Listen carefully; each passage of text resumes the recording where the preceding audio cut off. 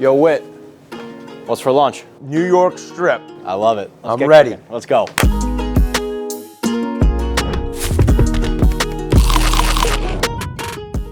Guys, welcome back to What's for Lunch. Ryan Whitney. What a pleasure. Welcome to the kitchen. What a pleasure, Donny. Welcome to the kitchen. Thank you for having me. Anytime. Trying to get settled here. Hey, you're good. I'm ready. It's been a long time coming. I feel like whenever you're in Chicago, I try to get you, but you're in and out or doing Survivor, so. But we did have our experience in Minnesota. That's right. Remember? Oh, the fish fry. We went ice fishing, and then he cooked up all the fish in the little tent we had. It was phenomenal. So I've wanted to cook with you again. All right, well, now we're gonna do a steak. This, I'm gonna show you the easiest, like the most foolproof way to, you can't fuck this up. Okay. All right, this is. So in Massachusetts, steak tips are a thing. Yeah. Really nowhere else do I feel like I find steak tips. I can cook steak tips on the grill. Okay. Steak, I'm not great. I'm not gonna lie. Perfect. So teach me up. This will legitimately be the easiest way, like almost, essentially it's foolproof. What we're gonna do is a reverse sear. So it's Okay. So this really works best for a thicker steak. Like this is like an inch and a half, pretty big. Anything under that, I would say it's not worth it just because it's more of a timely thing. But any big steak, this will make it. This is how I cook it. Even if it was 2 inches. Yeah, even 2 inches or more, like this is the easiest way. This is the way to do it. So you're gonna get like a wire rack, and if you're doing this on the grill, I'll show you how to do it on the grill.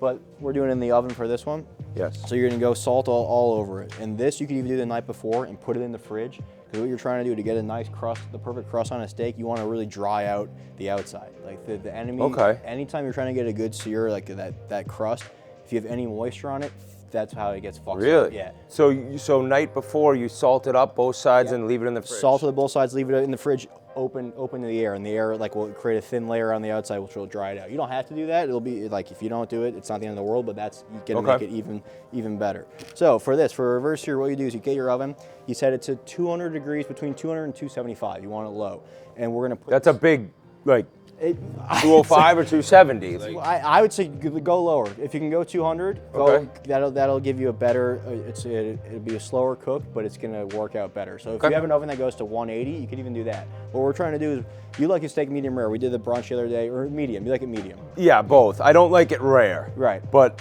I'm fine with medium rare or medium. Okay, so rare, traditionally, it's like between 115 and 120 internal. Medium is like 125, 130, and anything after that, I think you're done. Hockey pucked it. Don't even go that far. So what we're gonna do, we're gonna put this in the oven at 200. We'll say 200 degrees, and we're gonna go until the internal temperature is like, if we're aiming for medium, we're gonna take it out at 120, like 10 degrees before, because we're gonna finish it on the oven. So this is gonna go in the oven. Oven's at 200 degrees, and this is gonna go anywhere from like.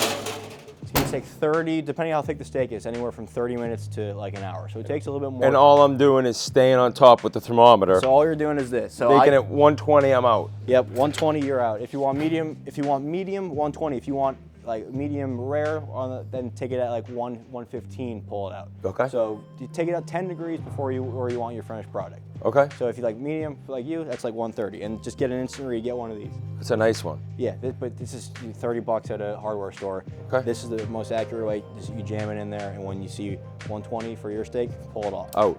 And if you're doing this on a grill, same way. Set it up like you're using a grill as an oven. Turn, if you're doing charcoal, if you're doing gas, turn one side on to medium heat, and then have a side that's completely dead, and then close it so it acts as an oven. The steak goes on the side with no heat. So you're getting the heat in there. Really? Yeah, it makes it like an oven. If you keep it closed, so the grill, you can do this on the grill if you don't want to do it on the oven. You can do it on the grill, and then you use this side for the finished product. This has been in the oven, this was like 40 minutes. And now wow, so not even close to being ready to eat. No, you could, if you cut this, but it would look fine, but the outside, see, there's no crust, it's not appealing. But the nice thing about this is all this fat cap on the outside, it gives it more time to really render down. So usually I would just slice that off after I seared it, but now we have, like, you'll be able to eat this, and it's not too chewy? No, because it's been in the oven long enough where it's kind of melted away. But now we have the outside, everything's looking good. I'm gonna do is I can dab it a little bit dry. It's a nice cut of meat. It's a beautiful cut. And with this, the steak is already cooked. We're already done. Like the hard part's over. We're just finishing it off here. And the reason why we take it off 10 degrees before is because now we're going to jack this thing up as high as it can go. We're going full blast on this. And then all we're doing is building 30 to 45 seconds aside, crust, that's it. So if you're at home or if you're on the grill, now I'd say crank the grill up as high as it goes, get the flames going on, and then you're finished. Put it on the heat, 30 seconds each side. 30 to 45, we're gonna look at it. Because it's already at the temperature we want it, essentially, that's why we took it off early. We gave ourselves a 10-degree window so that it's gonna cook a little bit more. Would anything change if you were using like a seasoning or anything like that, or does that change anything? No, So the seasoning, whatever you. same thing as the salt. Just put it on the night before or right before, and then pop it in the oven with the seasoning, and you'll be good. Okay.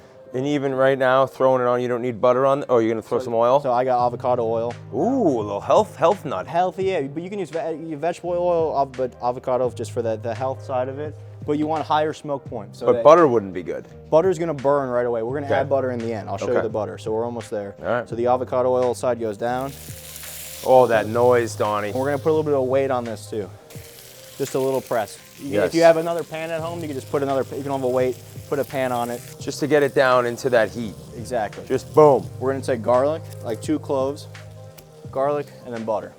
So you haven't even had a timer set. You're kind of just like going by your mind here This right is now. just, I've done this enough times where it's, and you can start to see the crust building. Yeah, you grab it, you go, look at that, it's a perfect crust. So that's all that needs. And because we're not worried about the inside cooking, we can move on to the final step, which is rosemary, garlic, and then a little bit of butter. And we're not going crazy. That's like a tablespoon of butter. That's and then a little bit of olive oil, just to raise because butter burns super fast, and you don't want just burnt butter to taste like shit. Yeah. So a little olive oil raises that specific heat so that it won't burn as quickly. And now, what is the green stuff? Green stuff is rosemary. So Giving it flavor? It's aromatic. So now what we're gonna do is just baste. So you get the pan tilted. You get some fat coming off the steak, which is great. Butter, and then that garlic, and then you just flick it on top. Oh, buddy, I never seen this move This before. is just the motion you want. That's here. a big time move. And that's flavoring. It's like right out of the bear. Yeah, it's pretty close. That's what they're doing in all the restaurants. Dude.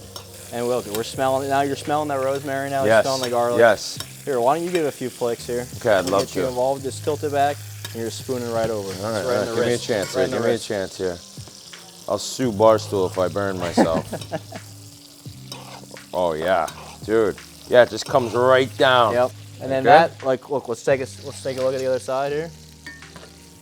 Look at that. Oh, I mean, that's buddy, even crust all the way through. This is when you could, like, if you want to just kiss the fat cap.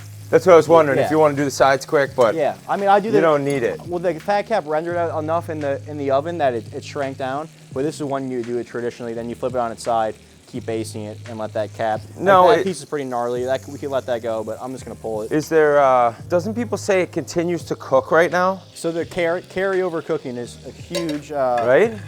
That's big. why you don't want to slice into it right away. It's because traditionally when you're resting steak, what happens is all those muscle fibers when you're cooking it, they're tightening up. If you cut it into it right away, it doesn't have time to relax and release and reabsorb the juices. So it's super tight right now.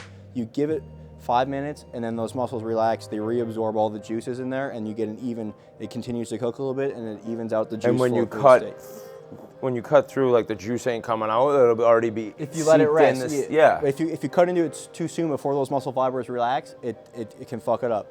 The general rule of thumb is say you cook it for 12 minutes, rest it for at least half the time you've cooked it for. Wow. So like that's a good general rule of thumb. That can't be a well-known thing to people like me who don't really cook, right? Like you think you make your steak, boom, cut into it, but no. Yeah, no, you have to let it rest. But the nice thing with reverse searing, maybe I'm so dumb and everyone knows. No, I think a lot of people mess that up, and a lot of people wonder why like there's juices running all over the place. Yeah. That's probably why. But when you reverse sear it, because you cook it at such a low temperature over a longer period of time, you don't really need to rest it.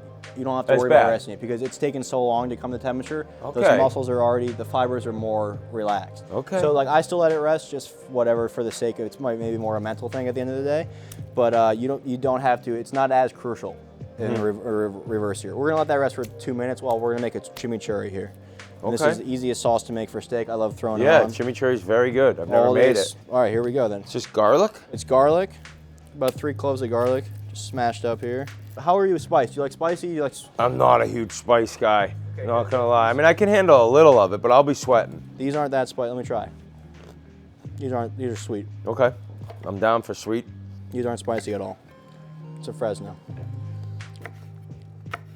So we'll throw this in, seeds and all, whatever. And then a little bit of chili flake, a little oregano. That goes in. And if you want to rip just the head off that, shove the leaves in there. All right. Are you on the grill? It's summertime when you get I can grill. You know what? Like I feel like I never cook chicken well on the grill. Like it's too dry all the time. You know, like I'm just like I'm so nervous of undercooking it a lot of times that I end up going overboard, and then it's it's a little chewy. Right. I would start with chicken thighs, there's like the easiest way to get around that, because there's enough fat in there that you can overcook it and it's still, it's not gonna be dry as hell. So the chicken thighs are like my go-to. See, I really crush burgers and hot dogs though. Like I can do that. That's all you need. That's dad mode. There you go. Are you all slimy from the butter? Want me to do it? Yeah, give me a shot. I forgot I didn't take that off. Yeah. You can cook. I can open bottles. Got vinegar going in there and then olive oil right here. Oh no! What? Look, she corked. Oh no! You know what we can do? You could push the cork in. Wow!